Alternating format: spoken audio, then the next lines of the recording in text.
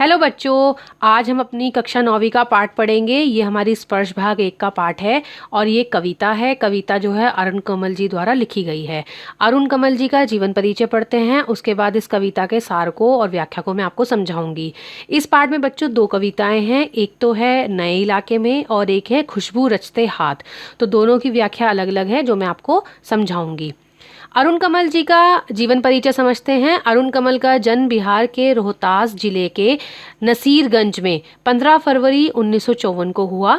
ये इन दिनों पटना विश्वविद्यालय में प्राध्यापक हैं। इन्हें अपनी कविताओं के लिए साहित्य अकादमी पुरस्कार सहित कई अन्य पुरस्कारों से भी सम्मानित किया गया। अरुण कमल की कविताओं में नई बिंब, बोलचाल की भाषा, खड़ी बोली के अनेक लय छंदों का समावेश है।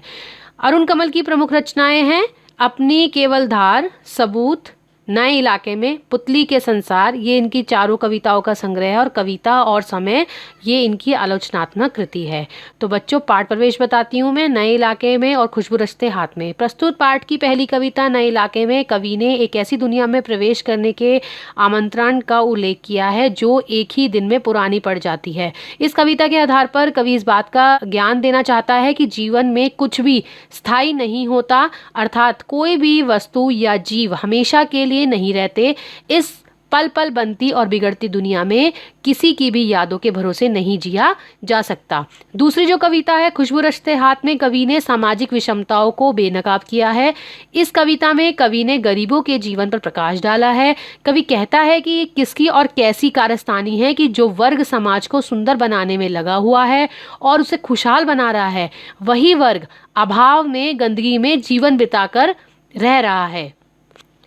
लोगों के जीवन में सुगंध बिखेरने वाले हाथ बहुत ही भयानक स्थितियों में अपना जीवन व्यतीत करते हैं और जीवन बिताने पर मजबूर हैं। क्या विडंबना है, खुशबू रचने वाले ये हाथ दूर दराज के सबसे गंदे और बदबूदार इलाके में जीवन बिता रहे हैं। स्वस्थ समाज के निर्माण में योगदान करने वाले ये लोग इतने उपेक्षित हैं। कवि यहाँ प्रश्न कर रहा है कि आखिर कब तक ऐसा चलने वाला है। तो बच्चों ये था पाठ प्रवेश। अगर आप इस पाठ के नोट्स बनाना चाहते हैं, प्रश्नोत्तर देखना चाहते हैं, तो आप मेरी वेबसाइट भाषाज्ञान.com पर जाकर अपने नोट्स तैयार कर सकते हैं।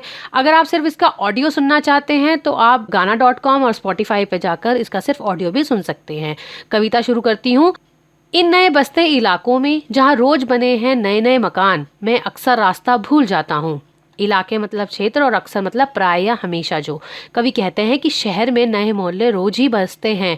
ऐसी जगहों पर रोज नए नए मकान बनते हैं। रोज नए नए बनते मकानों के कारण कोई भी व्यक्ति ऐसे इलाके में रास्ता भूल सकता है। कवि को भी यही परेशानी होती है, वह भी इन मकानों के बीच अपना रास्ता हमेशा भूल जाता है।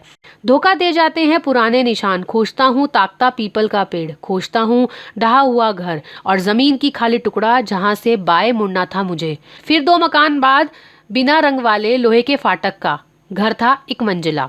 ताकता देखता हूँ, ढहा मतलब गिरा हुआ, ध्वस्त हो जाना, फाटक मतलब दरवाजा। कवि कहता है कि जो पुराने निशान हैं वे धोखा दे जाते हैं क्योंकि कुछ पुराने निशान तो सदा के लिए मिट जाते हैं। कवि के साथ अक्सर ऐसा होता है कि वह अपना रास्ता ढूंढने के लिए पीपल के पेड़ को खोजता है, परंतु हर जगह मकान बनने के कारण उस पीपल के पेड़ को काट दिया गया है। कवि पुराने गिरे हुए मकान को ढूंढता है परंतु वह भी उसे अब कहीं नहीं दिखता। कवि कहता है कि पहले तो उसे घर का रास्ता ढूंढने के लिए जमीन के खाली टुकड़ों के पास से बाएं मुड़ना पड़ता था और उसके बाद 2 मकान के बाद बिना रंग वाले लोहे के दरवाजे वाले 1 मंजिले मकान में जाना होता था। कहने का तात्पर्य है कि कवि को अब बहुत से मकानों के बन जाने के कारण घर का रास्ता ढूंढने में परेशानी का सामना करना पड़ता है। और मैं हर बार 1 घर पीछे चल देता हूँ या 2 घर आगे, ठकमकाता यहाँ रोज कुछ बन रहा है, रोज कुछ घट रहा है, यहाँ स्मृति का भरोसा नहीं है। ठकमकाता मतलब धीरे धीरे डगमगाते हुए, स्मृति मतलब याद। कवि कहता है कि अपने घर जाते हुए वह हर बार या तो अपने घर से 1 घर पीछे ठहर जाता है या डगमगाते हुए अपने घर से 2 घर आगे बढ़ जाता है। कवि कहता है जहाँ पर रोज ही कुछ नया बन रहा है और कुछ मिटाया जा रहा हो, वहाँ पर अपने घर का रास्ता ढूंढने के लिए आप अपनी याददाश्त पर हमेशा भरोसा नहीं कर सकते। एक ही दिन में पुरानी पड़ जाती है दुनिया, जैसे बसंत का गया पतझड़ को लौटा हूँ, जैसे बैसाख को गया भादों को लौटा हूँ।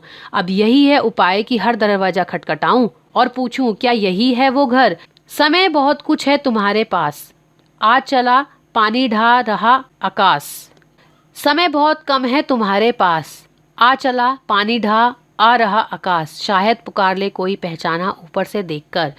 बसंत मतलब 6 ऋतुओं में से एक ऋतु होती है। पतझड़ एक ऋतु जब पेड़ के पत्ते झड़ने लगते हैं। बैसाख चैत्र के बाद आने वाला महीना। भादो सावन के बाद आने वाला महीना। और आकाश मतलब गगन।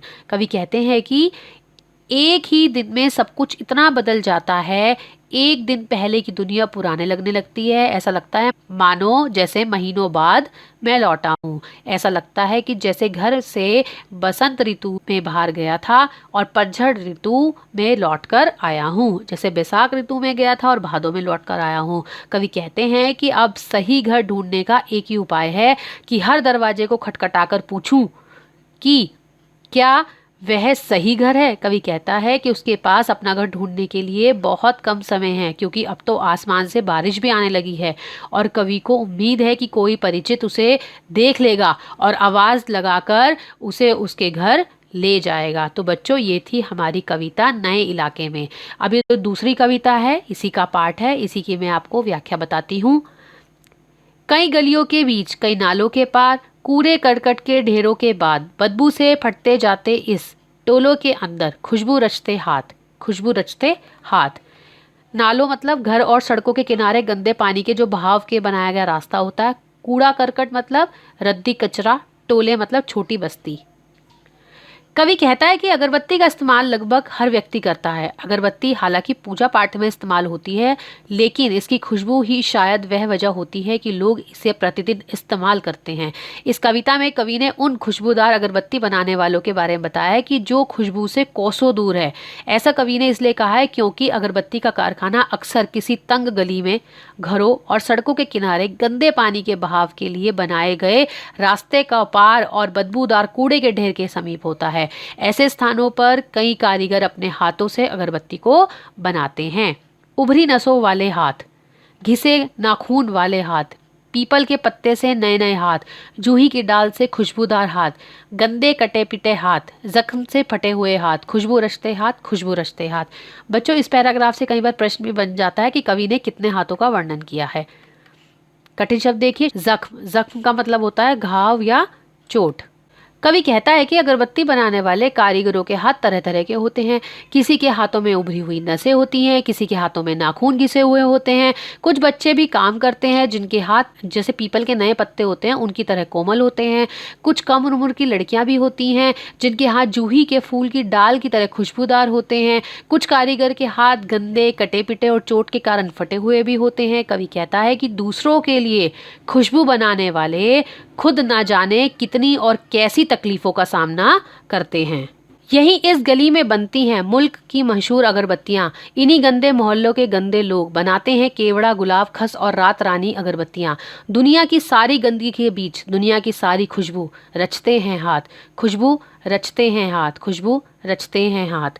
मुल्क मतलब देश, केवड़ा मतलब एक छोटा वृक्ष जिसके फूल अपनी सुगंध के लिए प्रसिद्ध है। खस मतलब पोस्त और रात रानी एक सुगंधित फूल होता है और मशहूर का मतलब होता है प्रसिद्ध। कवि कहते हैं कि इस तंग गली में पूरे देश की प्रसिद्ध अगरबत्तियां बनती हैं। उस गंदे मोहल्ले के गंदे लोग, गरीब लोग ही केवड़ा, गुलाब, खस और रात रानी की खुशबू वाली अगरबत्तियां बनाते हैं। यह एक विडंबना ही है कि दुनिया की सारी खुशबू उन गलियों में बनती हैं जो दुनिया भर की गंदगी समाई हुई होती है। तो बच्चों, ये हमारी कविता की व्याख्या थी।